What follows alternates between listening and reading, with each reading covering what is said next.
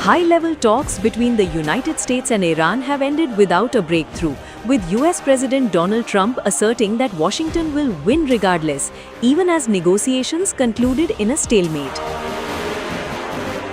The remarks came after nearly 20 hours of intense discussions in Islamabad, where delegations from both countries attempted to ease tensions and reinforce a fragile ceasefire. However, despite multiple rounds of negotiations, no agreement could be reached, a development confirmed by US Vice President J.D. Vance. The talks, facilitated by Pakistan, were seen as a critical opportunity to de-escalate the situation following recent hostilities in the region. Yet, fundamental differences, particularly over Iran's nuclear program, sanctions relief, and broader security concerns, continued to divide the two sides, ultimately derailing the chances of a deal.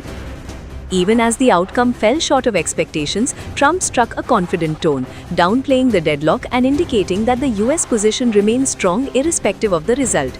His comments also suggested that Washington is prepared to take a tougher stance if diplomatic efforts fail, highlighting a firm approach amid the impasse.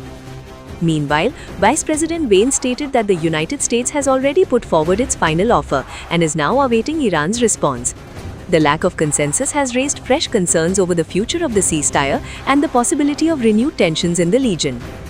The Islamabad meeting marked one of the most significant direct engagements between the US and Iran in recent years, underscoring the urgency of the situation. However, with both sides unwilling to compromise on key issues, the deadlock reflects the deep complexities involved in resolving the ongoing conflict.